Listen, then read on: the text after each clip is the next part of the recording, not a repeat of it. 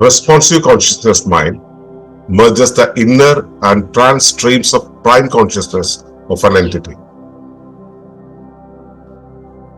ഒരു സത്തയുടെ പ്രകടമനസ്സും സത്തയിൽ നിന്നും വിദൂരതയിൽ അഥവാ വിവിക്തമായിരിക്കുന്ന ഇതര സത്തയുടെ പ്രകടമനസ്സും സത്ത ഭാഗമായിരിക്കുന്ന സമൂഹത്തിന്റെ തലത്തിൽ വിവിക്ത ഇന്ദ്രിയങ്ങൾ അഭിമുഖമാകുന്നതിലൂടെ യോഗത്തിലാകുന്ന മനോതലമാണ് പ്രതിമനസ്സ്. പ്രതിമനസ്സുകളുടെ യോഗം സമൂഹ അംഗങ്ങളുടെ തുടർച്ചയായി പരിണമിക്കുന്നതും പരിബോധത്തിൽ നിന്നും സത്തയുടെ അകംതലങ്ങളിലൂടെയും പുറം തലങ്ങളിലൂടെയും ജൈവധാര ഒഴുകി സജീവമായി പ്രവാഹചക്രം പൂർത്തീകരിക്കുന്നതും പ്രതിമനസ്സിലാണ്.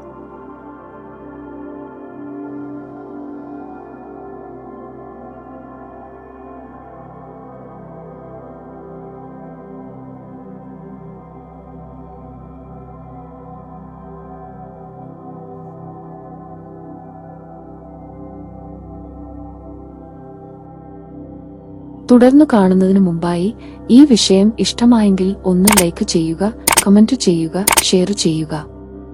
നിങ്ങൾ പ്രകൃതിയെ ഇഷ്ടപ്പെടുന്നുവെങ്കിൽ ഈ ചാനൽ സബ്സ്ക്രൈബ് ചെയ്യുക.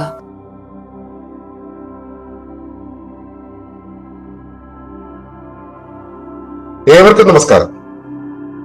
ശുഭകരമാകട്ടെ, ദിനം സന്തോഷകരമാവട്ടെ, സൗഖ്യകരമാകട്ടെ. അനുഭവങ്ങളും അനുഭൂതികളും നമ്മെ ഏവരെയും നയിക്കുമാറാകട്ടെ. മനസ്സിന്റെ വിവിധ തലങ്ങൾ പറഞ്ഞ് തീരാറാകുമ്പോൾ സാധാരണ രീതിയിൽ നമ്മൾ മനസ്സിലാക്കാൻ ശ്രമിക്കാതെ പോകുന്നതും എന്നാൽ മനസ്സിനെ അതിന്റെ സമഗ്ര പൂർണ്ണതയിൽ എത്തിക്കുന്നതുമായ സ്ഥാനം അല്ലെങ്കിൽ തലം അഥവാ ഇടം ആണ് റെസ്പോൺസീവ് കോൺഷ്യസ്നസ് അഥവാ വിവിക്ത ബോധ മനസ്സ് എന്ന് പറയുന്നത്, അല്ലെങ്കിൽ പ്രതി മനസ്സ് എന്ന് പറയുന്നത്. നമ്മൾ ഇന്നലെ വരെ സത്തയുടെ പ്രകട മനസ്സു വരെയുള്ള തലങ്ങളെ കുറിച്ചാണ് സംസാരിച്ചത്. സത്ത ചിന്തിക്കുന്നതിനും അപ്പുറത്ത് അതിന്റെ അകത്തുള്ള എല്ലാ പ്രവർത്തനങ്ങളുടെയും വെളിപ്പെടുത്തൽ അഥവാ എക്സ്പ്രഷൻ എന്ന് പറയുന്നതാണ് പ്രകട മനസ്സ്. എനിക്ക് അങ്ങനെ ഒരു പ്രകട മനസ്സുള്ളപ്പോൾ, നിങ്ങൾക്കും അങ്ങനെ ഒരു പ്രകട മനസ്സുള്ളപ്പോൾ, ഈ പ്രകട മനസ്സുകൾ കൂട്ടിമുട്ടുന്ന ഒരു വേദിയുണ്ട്. പ്രകട മനസ്സുകൾ കൂട്ടിമുട്ടുക എന്നുള്ളതിനേക്കാളും കണ്ടുമുട്ടുക എന്ന് പറയുന്നതാണ് കുറച്ചുകൂടെ ശരി. കാരണം പരസ്പരം കാണുമ്പോഴാണ് അവർ കൂട്ടിമുട്ടുക. കാണാതെ പോകുമ്പോൾ കൂട്ടിമുട്ടല്ല ഉണ്ടാവുക. നമ്മൾ സാധാരണ ഭാഷയിൽ പറയുന്നത് പോലെ കൂട്ടിയിടി എന്നൊക്കെ പറയില്ല, അതുപോലെ കൂട്ടിയിടികളായിരിക്കും. അത് ചിലപ്പോൾ അറിയുക പോലുമില്ല. അങ്ങനെ ഒരു അവസ്ഥയിലേക്കൂടെ കടന്നു പോകും. പരസ്പരം കണ്ടുമുട്ടുമ്പോൾ ഇവ അഭിമുഖമാകും. ഈ പരസ്പരം കണ്ടുമുട്ടുക എന്ന് പറയുമ്പോൾ കണ്ടുമുട്ടുന്ന ഇടം ഏതാണ് എന്ന് മനസ്സിലാക്കേണ്ടതുണ്ട്. എന്റെ ശരീരത്തിനകത്ത് അവയവങ്ങളുണ്ട്.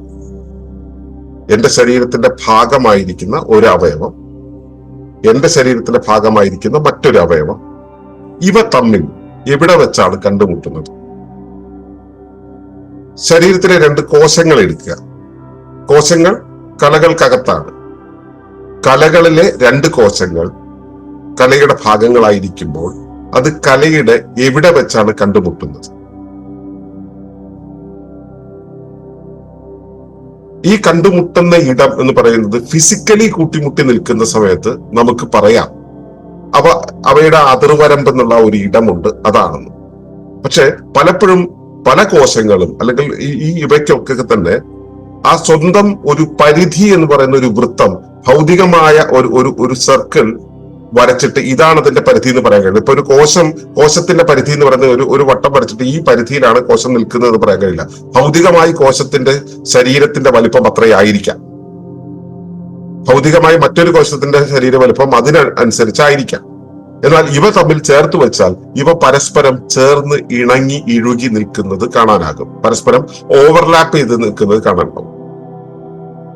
ഈ ഓവർലാപ്പ് ചെയ്ത് നിൽക്കുന്ന ഇടം എന്നുള്ളത് ഫിസിക്കലി ചേർന്ന് ഇങ്ങനെ നിൽക്കുന്ന സമയത്താണ് നമുക്ക് കാണാൻ കഴിയുക. വാതക രൂപത്തിൽ തമ്മിലുള്ള കോശങ്ങൾ ശരീരത്തിന് ഭൗതിക രൂപത്തിലുണ്ട്, ദ്രവരൂപത്തിലുണ്ട്, വാതക രൂപത്തിലുണ്ട്. ഭൗതിക രൂപത്തിലാകുമ്പോൾ അത് ചേർന്ന് ഇഴുകി ഇങ്ങനെ നിൽക്കും. ദ്രാവക രൂപത്തിലാകുമ്പോൾ തമ്മിൽ ഒട്ടി ഒട്ടി നിൽക്കും. വാതക രൂപത്തിലാകുമ്പോൾ തമ്മിൽ ചേർന്ന് നിൽക്കുമെങ്കിലും ചിലപ്പോൾ ഒരുമിച്ചായിരിക്കില്ല, രണ്ട് ഇടത്തായിരിക്കും നിൽക്കുക. അപ്പോഴും ഇവയുടെ മണ്ഡലങ്ങൾ തമ്മിൽ പരസ്പരം ചേർന്നാണ് നിൽക്കുക. അതുപോലെ തന്നെയാണ് സമൂഹം എന്നുള്ളൊരവസ്ഥയിൽ ഞാനും നിങ്ങളും നിൽക്കുന്നത്. നമ്മൾ സമൂഹം എന്നുള്ളൊരു വലിയ ശരീരത്തിന്റെ ഭാഗമായിരിക്കുമ്പോഴും നമ്മുടെ മണ്ഡലങ്ങൾ പരസ്പരം ഓവർലാപ്പ് ചെയ്ത് നിൽക്കും. പക്ഷെ ഇത് പരസ്പര ബന്ധിതമാകുന്നത് എപ്പോഴാണ്? ഞാൻ നിങ്ങളെയും നിങ്ങൾ എന്നെയും കാണുമ്പോഴാണ്. ഒരു പൂരപ്പറമ്പില് ആളുകൾ പരസ്പരം അങ്ങോട്ടും ഇങ്ങോട്ടും കടന്നു പോയിക്കൊണ്ടിരിക്കുമ്പോൾ, ഓരോരുത്തരുടെ മണ്ഡലങ്ങളിലൂടെയും ഒട്ടേറെ പേർ കടന്നുപോയിക്കൊണ്ടിരിക്കുമ്പോഴും ഇവർ പരസ്പരം അഭിമുഖമാകുന്നില്ല. അഭിമുഖമാവുക എന്ന് വെച്ചാൽ ഫേസ് ടു ഫേസ് ആവും. ഫേസ് ടു ഫേസ് ആകുന്ന സമയത്താണ് നമ്മൾ സാധാരണ ഹലോ ഹായ് എന്നൊക്കെ പറയുന്ന ഒരു ബന്ധത്തിലേക്ക് വരും. അതുപോലെ എന്റെ പ്രകട മനസ്സും നിങ്ങളുടെ പ്രകട മനസ്സും എന്റെ ശരീരത്തിന്റെ ഭാഗമായിരിക്കുന്നു എന്ന് കരുതാൻ കഴിയാത്ത രീതിയിൽ വിദൂരതയിൽ നിൽക്കുന്ന, എന്റെ ശരീരത്തിന് വെളിയിലുള്ള ഒരിടത്ത്, നിങ്ങളുടെ ശരീരത്തിന്റെ വെളിയിലുള്ള ഒരിടത്ത് വെച്ച് അവ തമ്മിൽ കൂട്ടിമുട്ടുന്നു. ഈ കൂട്ടുമുട്ടുന്ന ഇടം എന്ന് പറയുന്നത് നിങ്ങളും ഞാനും ഭാഗമായിരിക്കുന്ന സമൂഹം എന്നൊരു വലിയ ശരീരത്തിന്റെ ഭാഗമാണ്. നിങ്ങളും ഞാനും ഭാഗമായിരിക്കുന്ന ഒരു വലിയ ശരീരമാണ് സമൂഹം. ആ സമൂഹം എന്നുള്ള ആ മൊത്തം അവസ്ഥയുടെ അകത്തുള്ളതാണ് ഈ രണ്ട് അല്ലെങ്കിൽ ഈ ഇടം, ഈ പൊതു ഇടം എന്ന് പറയുന്നത്. ഇപ്പൊ ഭൂമി എടുക്കുകയാണെങ്കിൽ ഭൂമിയിലെ രണ്ട് ഘടകങ്ങൾ ഭൂമിയുടെ ഭാഗമായിരിക്കുമ്പോൾ ഇവ തമ്മിൽ കൂട്ടിമുട്ടുന്നത് തമ്മിൽ ഫിസിക്കലി ചേർന്ന് നിൽക്കണമെന്നില്ല. ഇതിന്റെ ഇടയിലുള്ള ഒരു ഇടമുണ്ട്. ആ ഇടത്ത് വെച്ചാണ് ഇവ തമ്മിൽ ചേർന്ന് നിൽക്കുക. ഇവ സത്തയ്ക്ക് അകത്തല്ല, പുറത്താണ് എന്നുള്ളത് കൊണ്ട് തന്നെ അതിന് വിവിക്തം അല്ലെങ്കിൽ റിമോട്ട് എന്നാണ് പറയുക. അപ്പോ ആ റിമോട്ടായി നിൽക്കുന്ന ആ ഒരു ഇടത്ത് വെച്ച് ആ റിമോട്ട് ആയിട്ടുള്ള ഇന്ദ്രിയം എന്ന് വെച്ചാൽ എന്താണ്? രണ്ട് വ്യവസ്ഥാതലങ്ങൾ തമ്മിൽ കണക്ട് ചെയ്യുന്ന കണക്ടിങ് ഓർഗൻ അല്ലെങ്കിൽ കണക്ടിങ് എൻറ്റിറ്റി അല്ലെങ്കിൽ കണക്ടിങ് സ്പേസ് ആണ് ഇന്ദ്രിയം എന്ന് പറയുന്നത്. ആ ഗ്രഹിക്കാനുള്ള, പരസ്പരം വിനിമയം ചെയ്യാൻ പാകത്തിൽ ഗ്രഹിക്കാൻ പാകത്തിലുള്ള ആ ഒരു സംവിധാനത്തെയാണ് ഇന്ദ്രിയം എന്ന് പറയുക. അപ്പൊ വിവിക്ത ഇന്ദ്രിയം, ഇതിനകത്ത് നമ്മുടെ ശരീരത്തിനകത്തല്ല, പുറത്ത് നിൽക്കുന്ന ഇന്ദ്രിയം. ആ പുറത്ത് നിൽക്കുന്ന ഇന്ദ്രിയം ഉപയോഗിച്ചുകൊണ്ട് ഇവ തമ്മിൽ അഭിമുഖമാകുന്നു. നിങ്ങൾ ഒരാളെ കണ്ട് ചിരിക്കുകയാണെങ്കിൽ അയാൾ നിങ്ങളെ നോക്കി ചിരിക്കും. ആ പുഞ്ചിരി എന്നുള്ളത് സംഭവിക്കുന്നത് നിങ്ങളുടെ മുഖത്തെ ഒരു എക്സ്പ്രഷൻ കൊണ്ടാണെങ്കിൽ പോലും ആ പുഞ്ചിരി, ഇപ്പൊ ഒരാൾ നിങ്ങളെ കണ്ട് വെളുക്കനെ ഒന്ന് ചിരിക്കുകയാണെങ്കിൽ അയാളുടെ മുഖത്ത് ചിരി വരുന്നു. പക്ഷെ അകത്തു നിന്നും ആ ചിരി വരികയും ഈ ചിരി പുറത്തേക്ക് യാത്ര ചെയ്യും. ഇവ തമ്മിൽ ചേർന്ന് ഒരിടത്ത് വെച്ച് കണ്ടുമുട്ടുന്ന ആ ഇടത്തെയാണ് നമ്മൾ വിവിക്തേന്ദ്രിയം അല്ലെങ്കിൽ വിവിക്ത തലം എന്ന് പറയും. അവിടെ നമ്മുടെ തന്നെ ഒരു ബോധതലം ഉണ്ട്, മനോതലമുണ്ട്. ആ മനോതലം ആണ് റെസ്പോൺസീവ് കോൺഷ്യസ് മൈൻഡ് അഥവാ പ്രതി മനസ്സ് എന്ന് പറയുന്നത്. നമുക്ക് ഒരു തോന്നലുണ്ട്, ഒരു ഭൗതിക വസ്തുവിന് മറ്റൊരു ഭൗതിക വസ്തുവിനെ ഭൗതികമായി മാത്രമേ ചലിപ്പിക്കാനാകൂ എന്ന്. നിങ്ങൾ എല്ലാവരും വലത് കൈ ഒന്ന് ഉയർത്താമോ? ആ വലത് കൈ താഴത്തേക്ക് ഓടും. ഭൗതികമായി ഞാൻ നിങ്ങളുടെ കയ്യിൽ പിടിച്ചിട്ടില്ല. എനിക്ക് എന്റെ കയ്യെ മാത്രമേ ചലിപ്പിക്കാൻ കഴിയൂ എങ്കിൽ നിങ്ങളുടെ കൈ എനിക്ക് ചലിപ്പിക്കാൻ കഴിയാൻ പാടില്ല. പക്ഷെ എനിക്ക് നിങ്ങളുടെ കൈ ചലിപ്പിക്കാൻ കഴിഞ്ഞത് സൂം എന്നുള്ള ഒരു ഉപകരണത്തിന്റെ അപ്പുറത്തും ഇപ്പുറത്തും ഇരുന്നിട്ടാണെങ്കിൽ പോലും നമുക്ക് പരസ്പരം അഭിമുഖമായി നിൽക്കാൻ കഴിഞ്ഞു എന്നുള്ളത് കൊണ്ടാണ്. അങ്ങനെ ഞാൻ ചെയ്യുന്ന ഒരു പ്രവർത്തനത്തിന് പ്രതികരണം എന്നോണം പ്രതി നിലകൊള്ളുന്ന ഞാൻ ഭാഗമായിരിക്കുന്ന ഒരു വലിയ വ്യവസ്ഥയുടെ മറ്റൊരു ഭാഗം ആയ നിങ്ങൾ ആണ് എന്റെ പ്രതിമനസ്. നമ്മൾ തമ്മിൽ കണ്ടുമുട്ടുന്ന, കൂട്ടിമുട്ടുന്ന ഇടം, കൂട്ടിമുട്ടുന്നതിനേക്കാളും കണ്ടുമുട്ടുന്നത്, കാരണം പരസ്പരം അഭിമുഖമാകുന്ന സമയത്താണ് അത് ഉണ്ടാവുക. ഞാനിത് പറഞ്ഞപ്പോ ചെറിയ കൈപൊക്കിയില്ലല്ലോ. എന്തുകൊണ്ടാ? നിങ്ങൾ എനിക്ക് അഭിമുഖമല്ല. നിങ്ങൾ അഭിമുഖമാകുമ്പോൾ, ഞാൻ പറയുന്നത് കേൾക്കുന്നുണ്ട്, ഞാൻ പറയുന്ന കാര്യം നിങ്ങൾ മനസ്സിലാക്കുന്നുണ്ട്, എന്നിട്ടും നിങ്ങൾ എനിക്ക് അഭിമുഖമാകാത്തപ്പോൾ നിങ്ങൾ കൈ ഉയർത്തില്ല. അഭിമുഖമാകുന്ന സമയത്ത് കാണുകയും കേൾക്കുകയും വേണ്ട, അത് ഒരുമിച്ച് ചെയ്യുന്നത് കാണാം. അത് മനസ്സിലാക്കണമെങ്കിൽ ഒരു കൂട്ടം മീനുകൾ ഒരു നദിയിലൂടെ യാത്ര ചെയ്ത് ശ്രദ്ധിച്ചാൽ മതി.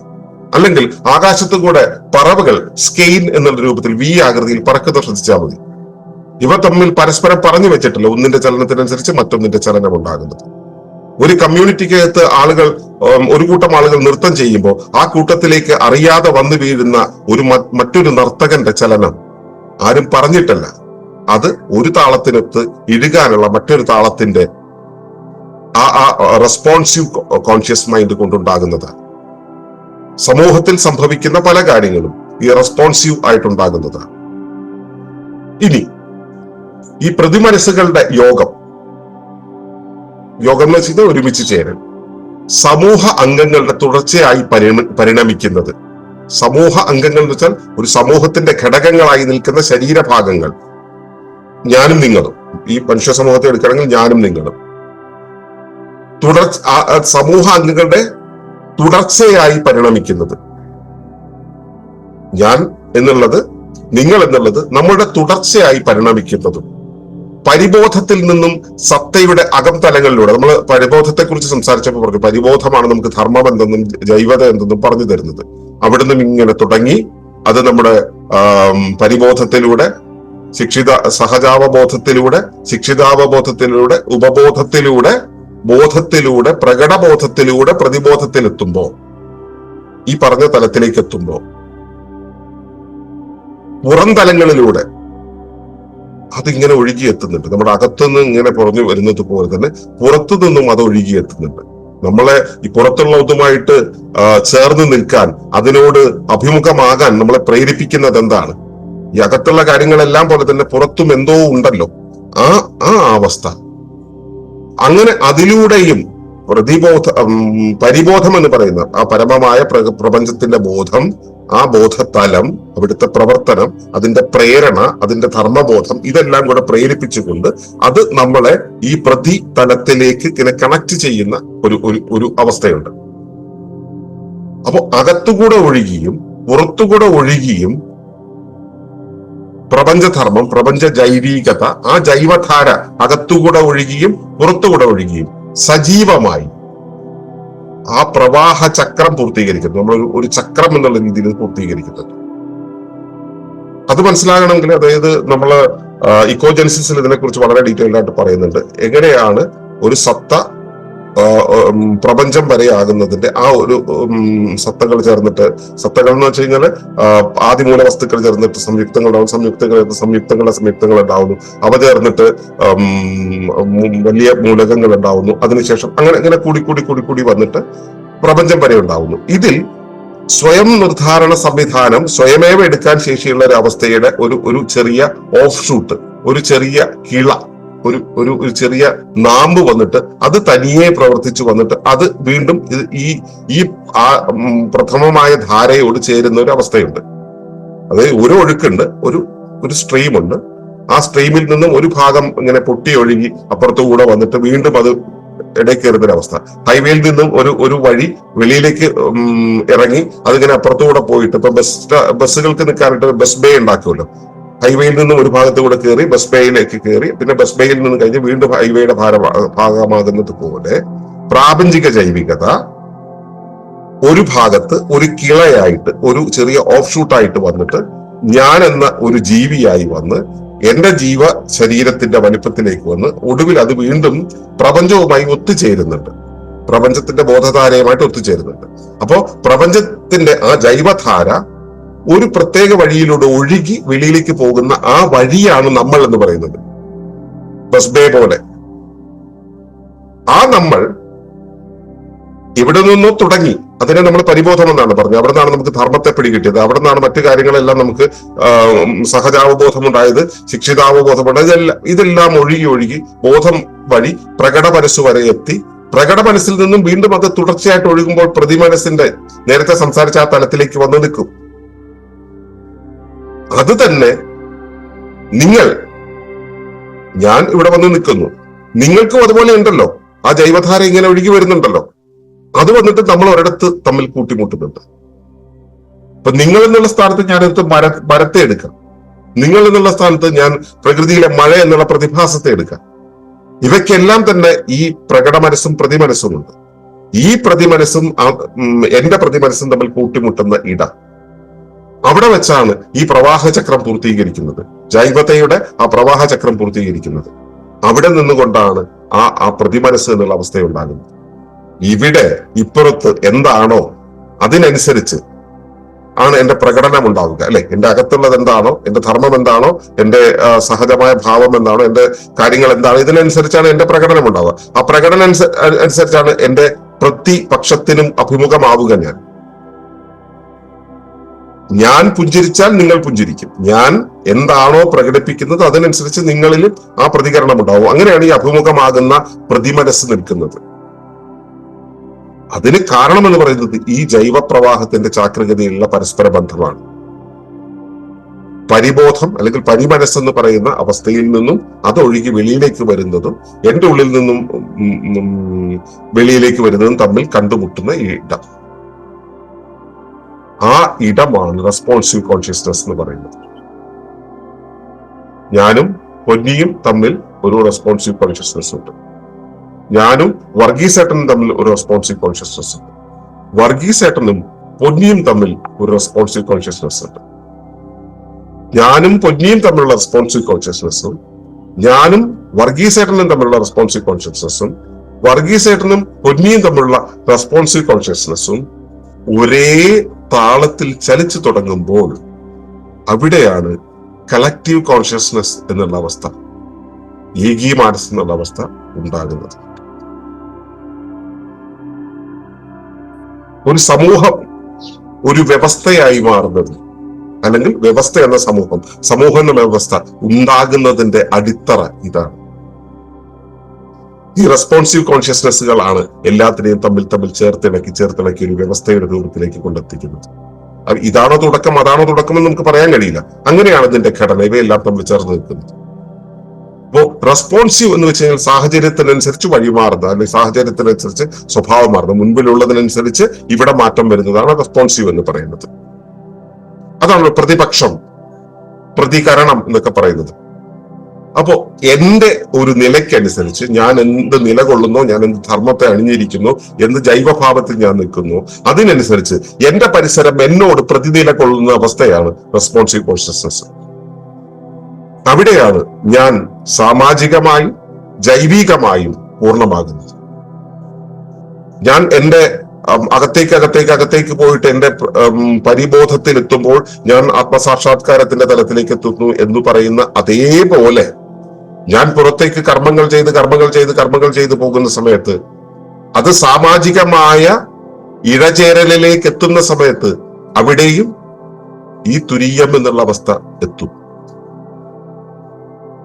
അതുകൊണ്ടാണ് നമ്മൾ സേവനം ചെയ്യുമ്പോൾ ഈ കർമ്മ യോഗത്തിലേക്ക് എത്തും എന്ന് പറയുന്നത്. ഈ റെസ്പോൺസീവ് കോൺഷ്യസ്നെസ്സിലേക്ക് എത്തുന്ന അവസ്ഥയാണ്.